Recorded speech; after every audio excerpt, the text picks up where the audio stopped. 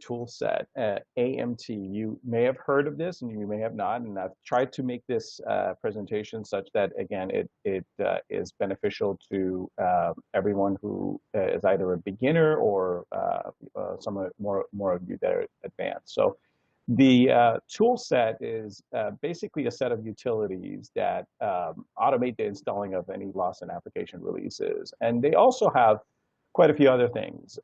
In fact, if you want to copy a product line per se, you would basically use almost the entire tool set, which is a bunch of executables that are sitting on your server. The main one that we're going to be working with today, and the main one you're going to see when you do any sort of CTP application, is one called Law App Installer. There's quite a few more, and there's some near the end that we'll get to that you may or may not have ever seen. So some obvious points before I start. If you, and this is really for those of you who maybe are very new to applying patches, you obviously want to apply patches to your test or development system first and kind of promote them through a proper change control, because applying a patch to your production is obviously changing source code and potentially the database itself and potentially data. So it can be quite a disruptive thing if you haven't thoroughly tested it. You always want to make sure that your nightly backups have been successful before you start patching your production, and that's usually a quick phone call or a check into that system. And whenever possible, you want to perform your patches outside of business hours. So typically for our managed service customers, we do our patching on the weekends or after their business hours, depending on the complexity of the patch, of course, and whatnot.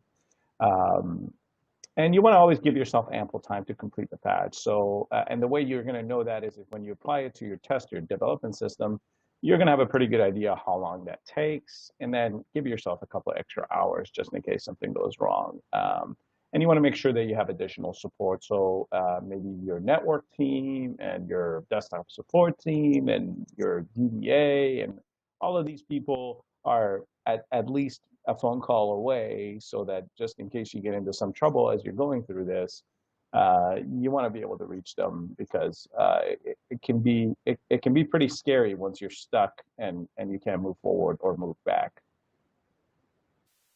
Now let's talk about getting ready.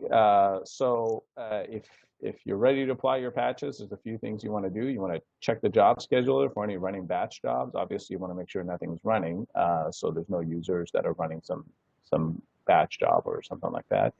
You can also run a utility called tmmon. That's the Transaction Manager Monitor, to see if there's anybody who's really on the, has an active online session. I didn't mention that here, but I just thought of it. You want to also make sure that there's no scheduled jobs that are going to start running during your patch process. So that's, you can check the recurring job definitions, any jobs with an IPA, or any jobs you may have set up on the server to just kind of start through cron or whatever system you may have. Turning off security. Now, I've put that as optional. It is highly recommended that you do that. I always turn off security before I start the patching. And then I've also said that stopping WebSphere services is optional. Now, a lot of you may say that that is not optional. That's something that you have to do. But if you don't have a reorg as a part of your CTP, you don't technically need to do that piece. But again, highly recommended that WebSphere is turned off. And then I would also say that stopping and starting Lawson service is great also, because then you can ensure that there's no one really, no processes still kind of hanging around. And sometimes you can check that by checking for Java processes. I see that there's a lot of questions already being posted, and we will answer all your questions after we've completed the webinar. So an overview of the typical patch application process is you download the patch, you kind of prepare your patch file, and we'll go over that, and you do a preview, an update, and an activate. So we're going to go through all of those steps, and then there's some additional steps that you can do that we'll get into that I bet most of you don't know about. So downloading, this seems like it would be easy, but there's actually some tricks to it. So there's a couple ways you can find the patches you need. You can search for KB articles that address your problem, and a lot of times those have links to the CTP to download, and that's really kind of the preferred way usually for me, because I know that there's direct correlation between the problem I'm seeing and the actual patch that way. The other way is to just go through downloads page on Info Extreme and to patches and then search for the patch. This can be pretty daunting and difficult, so I'll make your cup of coffee first before you start doing that, because it can be hard to find what you're looking for that way, and hopefully Info is going to improve that system over the next few years. But I can tell you as someone who manages several customers, it is kind of a daily thing to go through that and figure out whether or not I can find what I'm looking for quickly. So what is the workflow of applying a patch? So a couple of things that I've not mentioned here is the preview directive and the validate directive. You can run those at any time, and I've kind of left it out of this diagram. And you'll see this diagram again, so we'll kind of go through it, but I just want to kind of go through some of the steps here very quickly. So when you're ready to apply a patch, you have done your preview, right? So at the first stage, you're kind of deciding, is this a patch I'm actually installing or uninstalling? We're going to go through this install route for a second. So I'm going to perform an update. If I have more CTPs, I can come back and actually update again with additional CTPs. And when I'm completely done with all the CTPs I want to apply, I can go to the activate state, and I can click activate, or run the directive with activate. And really, all the update does, the update is essentially updating all the code, and then the activate will activate it within Gen and update all the kind of the links to the within Gen to the new versions, and then it will do your reorg and your compiles and things like that really kind of make the patch active. So that we went through the download, and I'm going to go through the prep now. So really, all the prep is you put the patch file that you downloaded on your system, and that's usually a tar file. Well, always a tar file. And the way it reads, you have your version number, like you see on the screen right now. My example is 901_patch_101884. So that 101884 is actually the CTP number and has a .tar.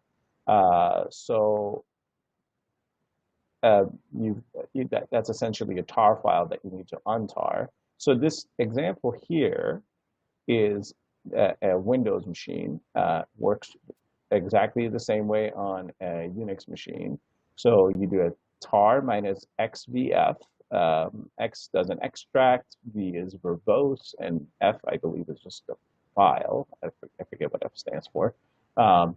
And this is all within the AMT documentation, by the way, and you can always use this presentation going forward. And you run that, and essentially it's almost like unzipping a file that you may be used to in Windows. It essentially takes that tar file and extracts all the files that are included inside it. Now you want to be logged into LID, the Lawson Insight Desktop tool. If you don't have access to that, you will want to get access to it. And then you want to change directory to the patch directory where you're in. And very likely you've been doing this in LID anyway, so you're already in LID. It would you want to be in that directory. And now you're going to run preview. Okay, so when I say run preview, essentially you're going to run the law app install utility. And the way you do that, and in here you want to be logged in as Lawson if you can, or someone with ample permissions to do all of the things that law app install is going to want to do. Because look, if it's going to run a reorg and a bunch of compiles, you very likely want to be logged in as Lawson if you can. Now, I know a lot of organizations don't give out the Lawson password, so you want to have a pretty good set of permissions on the application to run compiles and to run the reorg and to overwrite dictionary files and things like that. So we're going to run Perl, gender, bin, law app install, preview, and then that last argument there, test, is the name of our product line. So this first part of this is essentially the same for everybody. That very last part is the product line you're applying it to. So that preview directive doesn't make any changes on your system except for updates a log file called the preview.log, and that's located within Lauder product line admin directory. Highly encourage you to go visit that. So once you run the preview, and I always run the preview. I know a lot of you guys overlook that, but I've just been in the habit of always running it, and I think it's a very good idea too, especially if you have a lot of modifications to the system, because you to the base code, because that little letter M that you see I've circled here will tell you whether or not there's a patch to something that you've modified. Indicates a local modification has been detected, and that's your cue to go back and put your modification back in, and that can be very important, as you know, many of you already know. I do like renaming the preview log file, just so I can kind of have it, at least making a copy of it, so that I have it for future reference. Things do go wrong, and it is kind of nice to be able to refer back to some of the log information.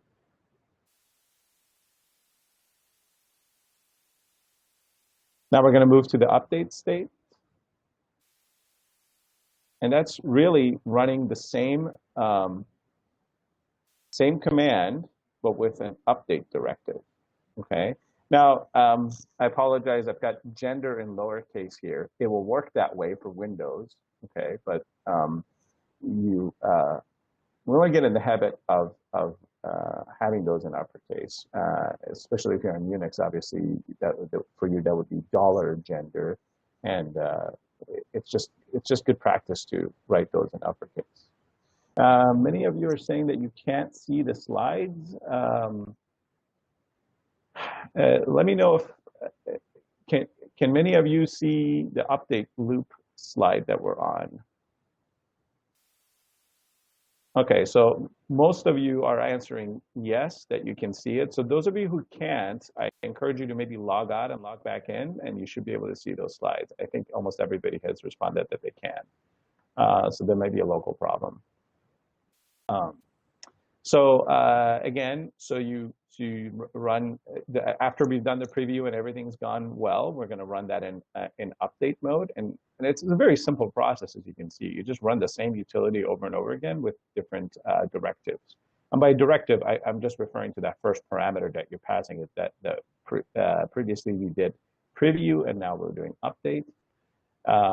And if you're running multiple patches, you're going to do this update loop many times before you do an activate. Now, that's something that I think many of you may not know, is that you don't have to actually run an activate just yet. You can continue to run update loops on multiple patches and then come and do an activate at the very end. I've heard and seen that question asked many times. It's definitely something you can do, and we're actually going to discuss a little bit of a trick later on that I'm very confident many of you don't know. And at each one of these stages, when you run this, there's feedback provided by the command prompt from lid, and you can always go and look at the log again to kind of make sure things are going right. And I encourage you to do that. Pay close attention to what's going on the screen. Pay close attention to the log files, because you know, it's easy to do a quick remediation at this stage, but once you've run an activate on something you did not expect, or there's an error, it can be kind of cumbersome to roll things back. Not that bad, but you know, you want to make sure that you can prevent any errors as early as you can. So now that we've ran our update and that's been run successfully, and it will actually give you a good successful message. It will say completed successfully, and that's probably good enough. But you probably want to go and look through the detailed log results and see if you can notice anything. Gonna run activate. So we're running the activate once all our updates are completed successfully and have verified that we're ready to activate, for whatever reason. So depending on what you have, which patch, which CTP you've applied, and this applies to MSPs and CTPs, by the way, so that's not, it's not just CTPs, but depending on what you've put in, obviously for MSPs, you're going to have all kinds of updates to the database and all kinds of programs that need to be recompiled. But there are CTPs that don't actually make any database changes. In fact, a lot of them don't make any database changes. And there are also CTPs that don't even require a recompile. So you may have a CTP that's just a CSV file being imported into a table for specific codes and whatnot. And that may be, the only thing that's happening there, so that there's not much really to kind of consider, but you do want to kind of know what's going on, and a lot of what you can figure out is actually in the readme file that comes with the patch. I'm not going to say go through and read that all the way through, because I know none of you are going to do that, but it does deserve a good glance. Usually at the start of the file or at the end of the file, and a good skim throughout will tell you most of what you need to know. And I highly recommend that. What I also do is I have two lid windows open. So when I get to the activate state, right before I run the activate state, I actually do a reorg -L in another set. Actually, that's not true. So I run the activate state, which actually does a build db-dict. So that runs a dictionary rebuild, and it will prompt me whether or not I want to, if I want to actually perform the reorg. And when it does that, I go ahead and run a db reorg -L for listing in another lid session, just to kind of see for myself what is going to get reorged. And that's helpful for me, because if something unexpected is seen there, maybe I can pause and do some investigation. And a lot of times you'll see that the new dictionary, there's no changes, so that there's really nothing to be reorged, in which case you can just answer affirmatively and move forward. And then you also want to double check again to make sure that the database is not in use, so that this is your kind of your last stop. But you could go through your checks just to make sure nothing is running again. And if time's not a factor, I'd say after you've done your activate, to go ahead and recompile the whole product line instead of just a patch compile. And again, probably not necessary, but if let's say you're doing this over a weekend and you're not going to have users back on, and the patch, especially when the patch is a major patch, meaning it's affecting lots of different things, it doesn't hurt certainly to recompile the whole product line. I'm more than happy to hear opinions on that, but it's something that I usually do when I get a very large patch and I got plenty of time. Also ensures that my custom programs that I may have are going to get compiled as well. So again, to run this in activate mode, it's the same exact command, that log install command, and the only thing that's changing is that first parameter changes to activate. And remember, you can run validate at any point, which will to basically ensure that the state that you're in is it validates that you're in good shape. That's not something I run very often, actually, but it's not a bad idea. Now, to a point of, so by the way, once you've done this activate, you're done, if it successfully completes. Now, we'll get to troubleshooting in a minute, but once you've done the activate, you're essentially done.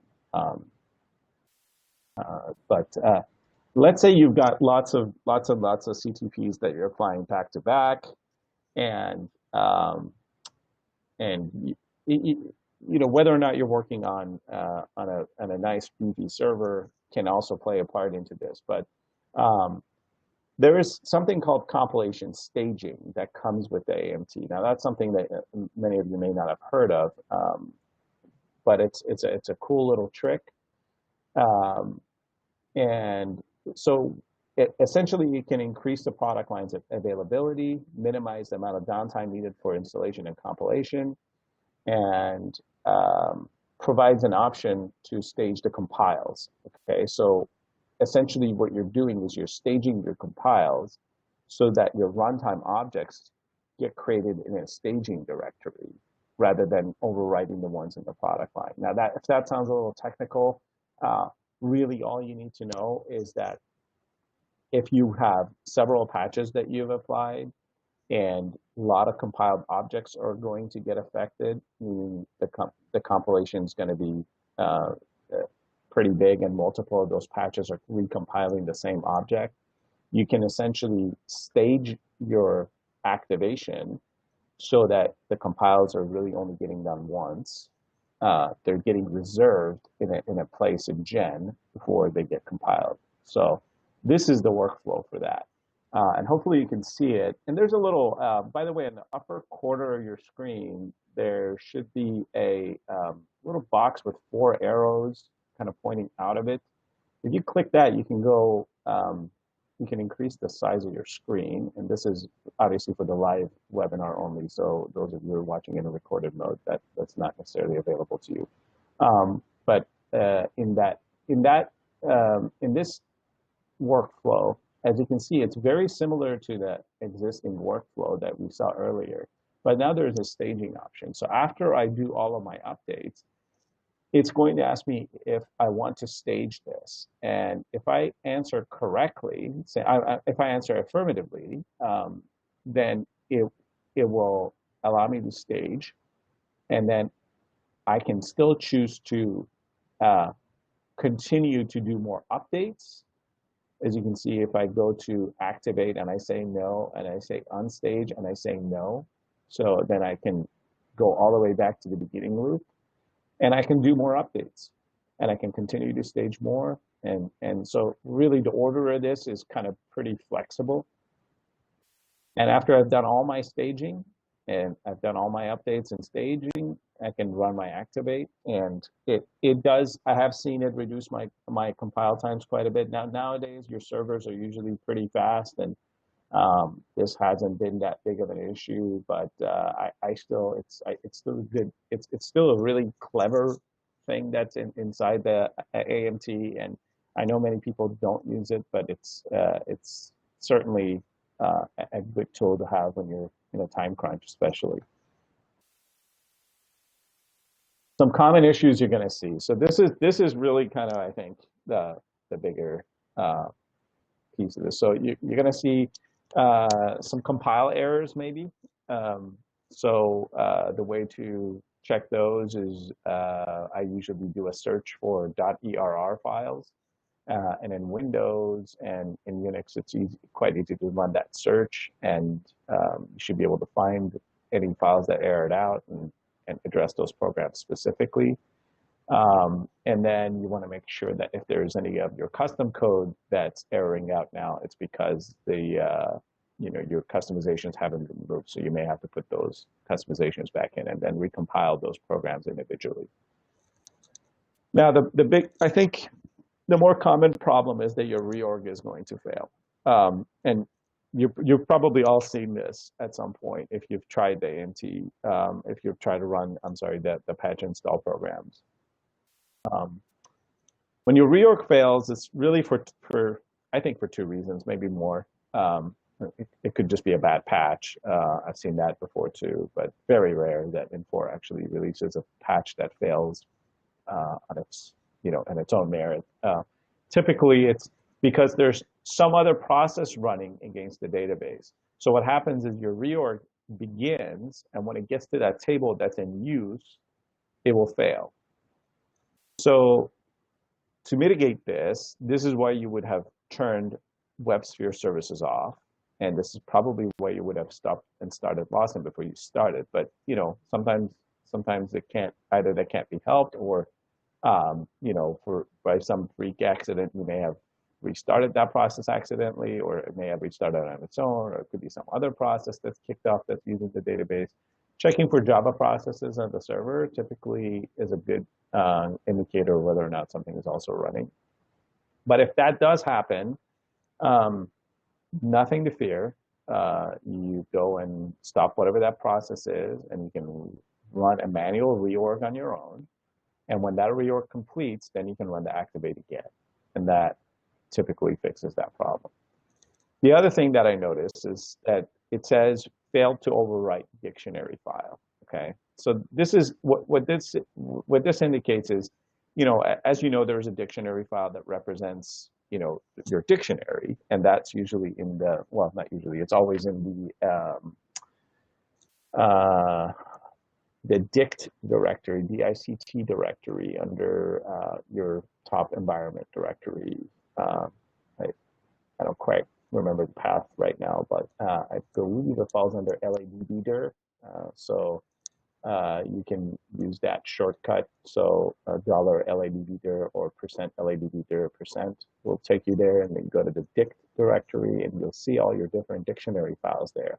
And after you run your build dbdict, which creates a new dictionary file, and before you run your reorg, you'll see a file there called, we call it the plus dictionary file. So let's say you're dealing in your test product line. So you'll see a plus test file. That's literally the word test with the symbol, the plus sign symbol in preceding it. And that's the new dictionary. The normal dictionary is just called test, T-E-S-T, or prod, on its own. And what's happening here is that when the reorg is complete, what it's supposed to do, it's supposed to copy the plus file into the one without the plus, and it actually takes the regular file, and it copies that to a file with the same name, but with proceeding with the equal sign. And what it's basically telling you is it tried to do that, but somehow, either because of permissions, or because the file was in use, or it was locked up, or whatnot, it wasn't successful in overwriting that. So opinions may vary on this as well, but to me, if the reorg has completed successfully on its own, barring this step, so you can go to your reorg.hist file, which is essentially a log file for your reorg, and verify that, and you can actually run a reorg -L again to kind of verify that there's nothing to still be done. Then it's safe for you to do that step yourself manually. You can copy your plus dictionary file to your regular dictionary file. But I would make backups of all of that before you start doing that. So that's the way I usually get around that. And then I run an srgen on my own, which is typically what the reorg process would have done when it completed. So hopefully that addresses any common issues that you'll see. After your CTP application, you want to go and look at all your logs and determine, make sure everything completed fine, and if there was any custom code that was overwritten, and you may need to go back and restore all of those.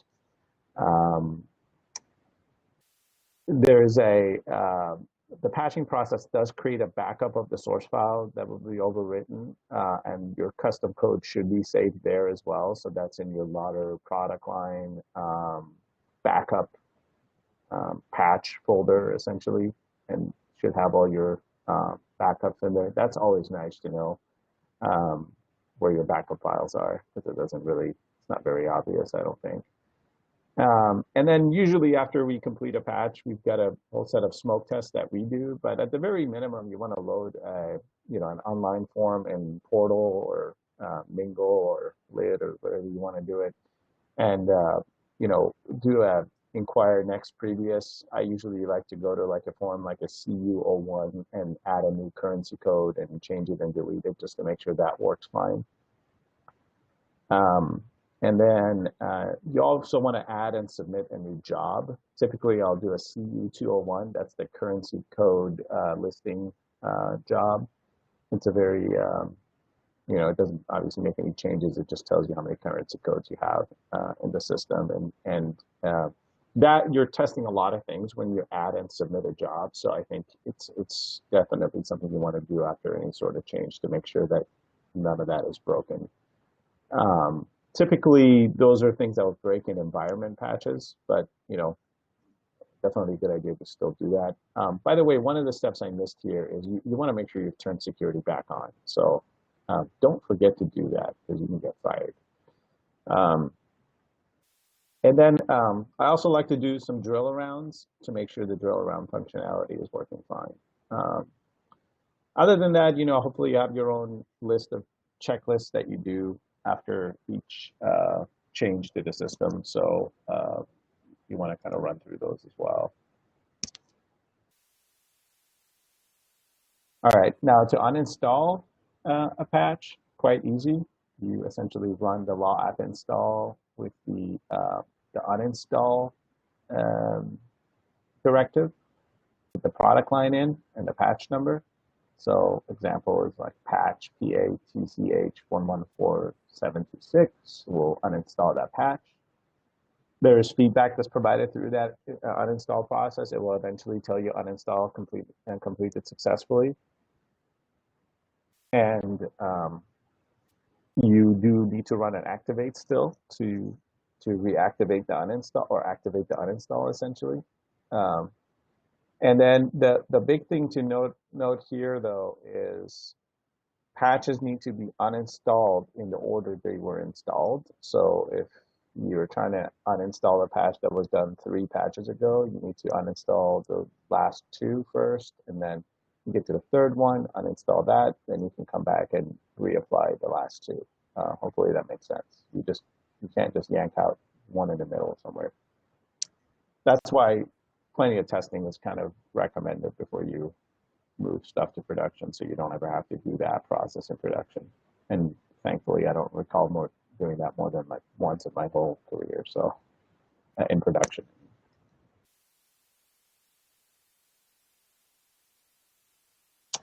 All right, now this is something you may not know about. There is actually a couple of good reports that are canned. One of them kind of got hidden here. Let's see. They're called the patches installed report and the source version report. Okay, very easy to run these. You just do Perl gender bin patches underscore installed underscore report followed by the product line name. Same with the source versions report. And in this slide right here, those are the outputs. Pretty nice. In case you're ever asked what patches have been applied to this system, it tells you the exact dates, times, and the patch numbers. It even tells you about removals and completion and preview modes and things like that. So you've got a really nice audit log of all the stuff that's happened in your server. So that's quite nice.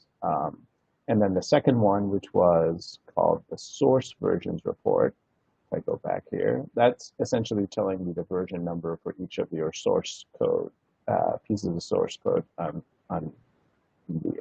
in the product line. That's also quite nice if you're working with import extreme on an issue, maybe kind of running this really quick and running the other thing really quick. I usually just I would say add as much information as you can to your ticket up front because they're going to ask for it. I attach a bunch of log files, and these would be 2 good log files to attach, I would think, so that they can verify your version numbers without having to go through another 20 minutes of kind of chat. Again, super easy to run. Hopefully that was one of those things that added a little value to those of you who are already pros at applying patches. And I've got a quick poll here for you before we get to questions. And if you could just take a moment to go ahead and vote on this whether or not you're attending Inforum this year. Inforum this year again is in New York City, July 10th through the 12th. We would love to see you there. And does not look like a lot of you are attending. Not even possibly. That's good to know. We've got about 100 people on right now. So, and only about half of you are voting, which was expected. All right, so I'm going to close the polling now. And just in case it's not going to show, attendees can see. Let's see. All right, so just in case when I stop this poll, you guys don't see the results. 10% said yes, 14% said possibly, 26% said not likely, and 46% said no. And that's actually still kind of changing a little bit. So here we go. I'm going to close polling. Great. So as many of you know, Inforum 2017 is in New York City, July 10th. This year, the entertainment is Bruno Mars. So that maybe will change some of your minds. Not sure. But last year was a good time. New York City is, as we know, not probably the most easiest conference destination, but it was definitely worthwhile. We had it was a really good Inforum. And so now it's time for QA. So the way we do QA, we're going to keep it recorded. So, but you're going to go ahead and post your questions in the chat box on the bottom left corner of the screen. And I and Desi will do our best to answer them live on air. So one of the questions that had come up was whether or not this webinar will be available for viewing later. All our webinars are available for viewing later, available at nogales.com/education. You can access that if you just go to our main website and click on education, and you'll see all our past webinars. You'll see what you'll see there is video. You'll see a copy of the PowerPoint file. And if we ever have any sort of attachments or additional files, you'll also see that there. So I mean, you don't have to sign up. You don't have to do anything specific. You just go there and you can download them and view them online. So let's see here. One of the questions, Ken, was what job can, or I think they meant what command can you do to see active users? I think they're referring to the TM-mon. Oh, yeah. Go ahead, Desi. Yeah. Okay, so it's a lid command. It's T as in Tom, and then 2 M's as in Mary, and then ON as in Nancy. So it's a monitor, transaction monitor. And you can go in and see if there are any active screens. So that will show you that a user is in there using like an HR11 or whatever screens are processing at that time. So then you can know if there are actually active users in the system. You know, so that tells you the screen, but it won't tell you the user, right? Right. One trick I really like is I like to look at the ios.log file and continue to refresh that. So you can do that with like a clever tail command, or you can do that just by opening it in like a Notepad++ or something like that, and have it auto refresh. And if you have that open and your log file, level is set to something ideal, then you'll see the users actually doing work in the system, and you can pick up the phone and call them and ask them to stop. So that would actually have the username on it. That's the only other trick I know. So Vicky had asked, can you do more than one update with multiple DB reorgs? I think what you're asking is if you have more than, I see what, I think I know what you're saying. So you've got multiple CTPs you're applying, and each one of them requires a reorg. Yeah, I mean, you can do those back to back and then activate at the end. Um,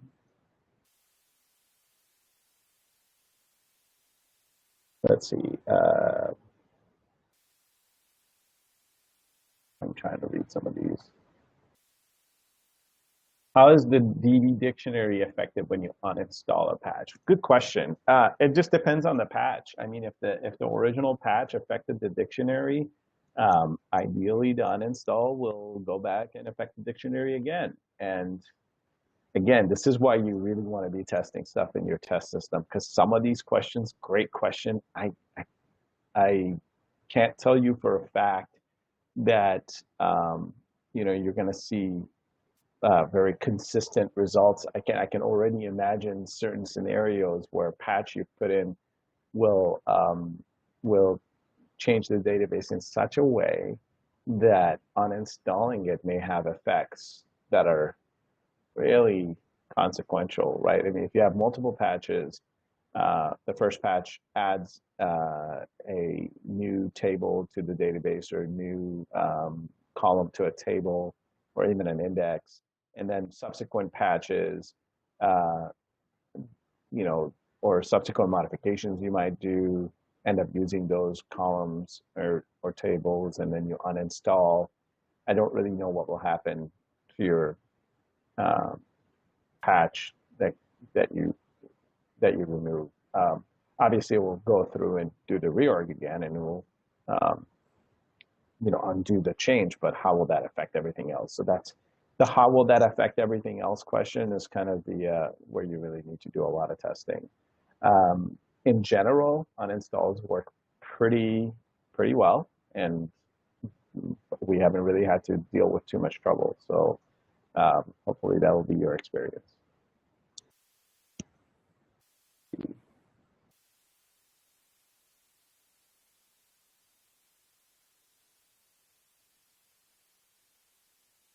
So Nick's asking, let's say you have a CTP that has database changes. You apply that CTP in test. You then forget about that and refresh the DB from prod, which does not have the CTP installed. What would be the easiest way to back that CTP out of test? We have reverted the dictionary file and did a reorg and compile, but I'm wondering if there is an easier way for the future. Yeah, I mean, I think it depends on what that reorg did. Sometimes a reorg, even though it affects the database, it's not really changing the database structurally, so you may be okay. But I think what the steps you went through that may be the easiest way. I can't think of anything else that would help out there. So Jeffrey's asking custom database changes. How do you track these going forward? Would you update the database meta table definition to track these? Actually, funny you should ask. I ran into this yesterday, and the updating the database meta hadn't really occurred to me because we don't actually make database changes ourselves. So that's something like customers would ask us to do. We'll do it, but it's not something that we normally would have tracked for a customer. But yeah, I think that is what you have to do because then you essentially have the metadata for it. Now, if you're making database changes, hopefully you're making them through dbdef, okay? And that's the only way I would say you should make database changes. But obviously, there are database changes that don't have anything to do with dbdef, like you're writing stored procs and things like that. And hopefully those are not affecting anything. But if you're doing them through dbdef, I don't think you have anything to worry about. But if you go directly to the database and make changes, you will have to update the database meta.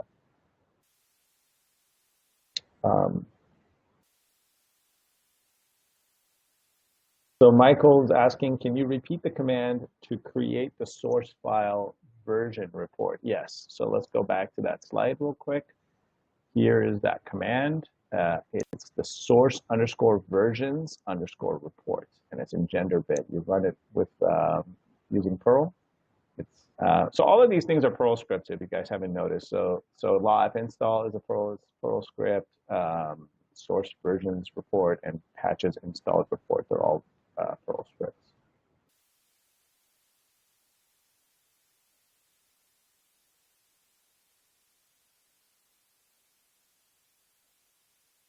So Keith is asking, I think it's a follow-up question. We've done that. Prod to test refresh with the DB out of sync. You can run verify IBM to see the tables index out of sync. Then you can fix them with commands like build IBM DBL. Right, so you can rebuild your indexes using the build DBL utilities, depending on, obviously the one Keith is referring to is on a IBM DB2 database, or on Microsoft, you would do build MSF 2000 DBL or whatnot.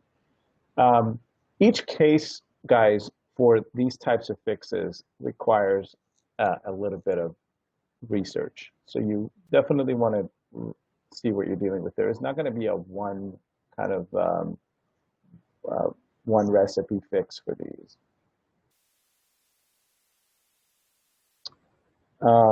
If there's no other questions, we can begin to wrap up here and stop recording. But I will. Okay, so Jose is asking if we could go back to the getting ready slide. I will go back to that and review it really quick. I think Vicky was asking if we have any plans to have a webinar on environment patches. We certainly can. We certainly can. So thanks for asking, Vicky. There is a section on our site under the education section. That's where we get all our ideas for what webinars to do. So there's a quick little box. You put your suggestion in there and hit submit, and it gets enough votes, essentially. Yeah, absolutely, we'll do it. Those are also relatively simple to do. There's other gotchas there. And more than happy to consider that. So Jose, this is the getting ready slide. Really, you just want to make sure that you've got you make sure there's no one on the system, and obviously prior to any of this, you probably sent out a good email to the team that normally uses Lawson and whatnot, and to make sure that people are not logged in and using the system. But invariably, there is that workaholic, user who's there at 8 p.m. and just trying to catch up. So you do want to double check all of those things. And then the other thing, really the rest of these are still trying to keeping that user out, is to stop WebSphere and stop and start Lawson. You're really, what you're trying to do is just kill any processes that may be still running. Otherwise, it wouldn't be necessary. I mean, I've run patches without running any of these things, and it runs just through because there was nobody on the system. But that's a pretty ideal situation. And there's probably other things that you should be aware of, but that I haven't mentioned here. But most of them are probably common sense. Any other questions? Again, the webinar will be available on our site in a few days. More than happy to email everybody and let them know when the webinar is available with a link to it. If you have suggestions, like Vicky asked, you please go to the education page and submit your suggestion. We'd love to hear from you.